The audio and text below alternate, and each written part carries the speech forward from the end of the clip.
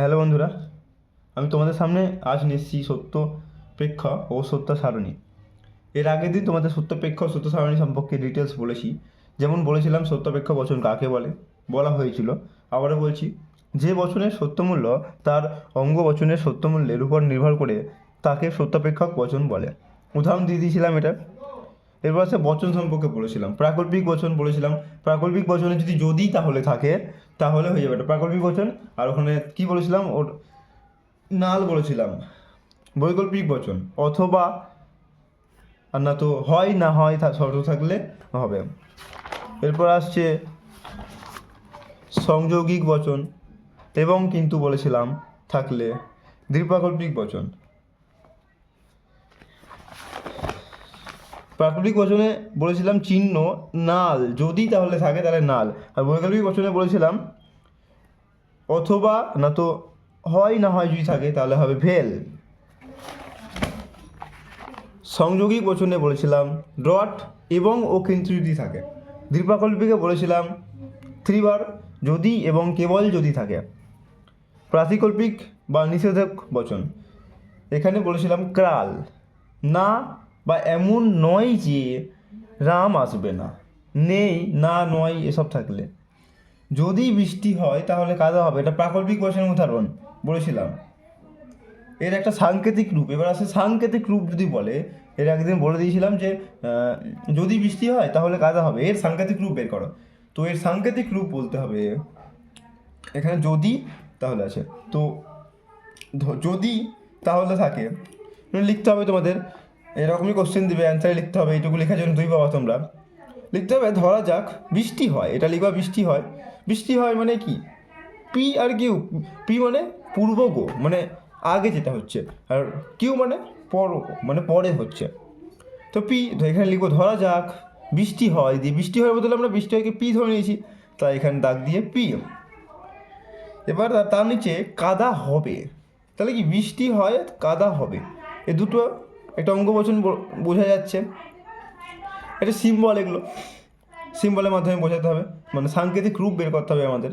P Q, এবার সাংকেতিক রূপ কি, তাহলে এটা আছে নাল বা হর্ষু, তো সাংকেতিক রূপ পেয়ে গেলাম পি নাল কিউ। সুতরাং সাংকেতিক রূপ পি নাল কিউব পেয়ে গেলে তোমরা এইটুকু লিখলে দুই পেয়ে যাবে। শুধু শিখতে হবে আর কিছুই না। কোনো বড় কোশ্চেন নো লজিক হবে, কিন্তু এখানে তোমরা যদি লজিক শেখো 22 নম্বর এমনি পাবে, কিছু পড়তে হবে না। তো 2 নম্বর আসছে, এটা ভেলের উদাহরণ, মানে বৈকল্পিক। রাম আসবে অথবা শ্যাম আসবে, এর সাংকেতিক রূপ বলেছে।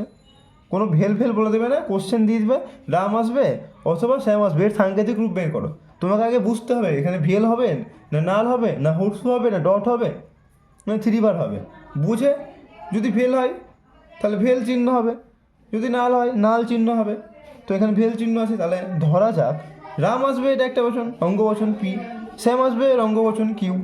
ভেল অথবা বদলে আমরা ভেল পেয়েছি, তাই সাংকেতিক রূপ কী হবে, পি ভেল কিউ। সহজ বিষয়। এইরকম করে আমরা 5টা বচনের উদাহরণ নিয়েছি।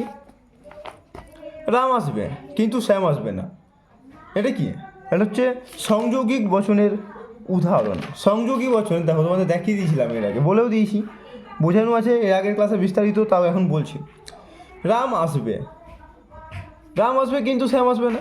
কিন্তু কিন্তু ও এবং এগুলো থাকলে কি হয়, সংযোগিক বচন। আর সংযোগিক বচনে কি হয়, ডট হয় বলেছিলাম, ডট জাস্ট একটা। তো রাম আসবে পি, এটা তো আমরা সবাই জানি, পূর্বগো অনুগো, শুধু মাঝে কিছু থাকলে সেটা সবাই পারবে, একটা বাচ্চা ছেলেও পারবে।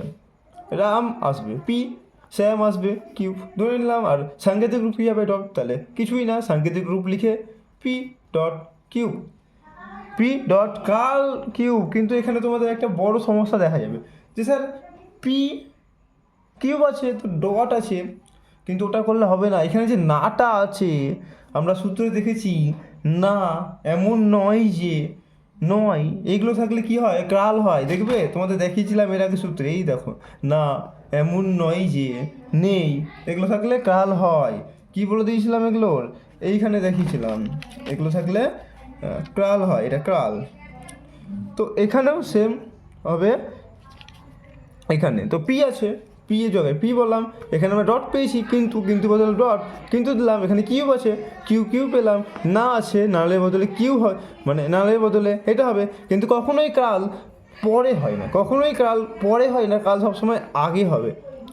তো সেই জন্য পি ডট, এই কালটা এখানে আসবে আগে, এখানে এলো, আর কিউব হয়ে গেল, কিছুই না, সাংকেতিক রূপ। এটা অনেকেই ভুল করবে, 99% ম্যাক্সিমাম ছেলে ভুল করবে, ফলো করবে না যে এই নাটা আছে, ও ভাববে যে না তো এর সঙ্গে যোগ করবো, কিন্তু আমরা এর সঙ্গে তো না লিখবো না, বিয়ে লিখেছি আমরা, তো নাটা সবসময় আলাদাভাবে বাদ দিব।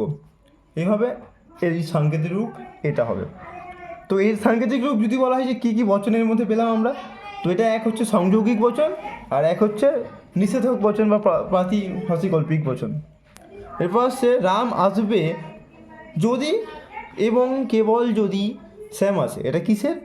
টেবিল বার আমরা কিসে পেয়েছিলাম? এই দেখো এখানে লেখাই আছে, বলো, তোমাদের কাছেই বলছি, দ্বিপ্রাকল্পিক বচন, টেবিল বার দ্বিপ্রাকল্পিক বচন।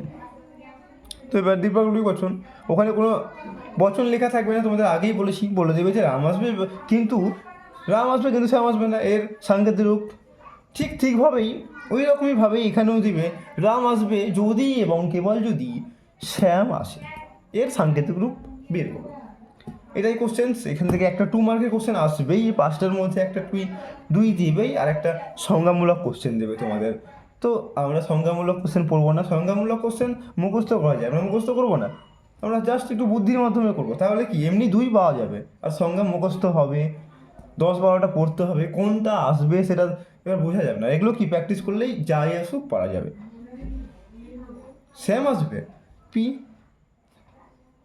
রাম আসবে পি, আর শ্যাম আসবে কিউ, এখানে লিখে দিয়েছি 3 বার। তো সুতরাং এর সাংকেতিক রূপ তো এখানে দেওয়া আছে, আবার লিখেছি সাংকেতিক রূপ পি 3 বার কিউ। তো এবার সে বৃষ্টি হয়নি, এটা কিসের উদাহরণ? এটা হচ্ছে কিসের উদাহরণ? এটা হচ্ছে প্রাতিভাষিকল্পিক বা নিষেধক বচন। এর আরেকটা উদাহরণ দিচ্ছি আমি, এমন নয় যে বৃষ্টি হয়েছে,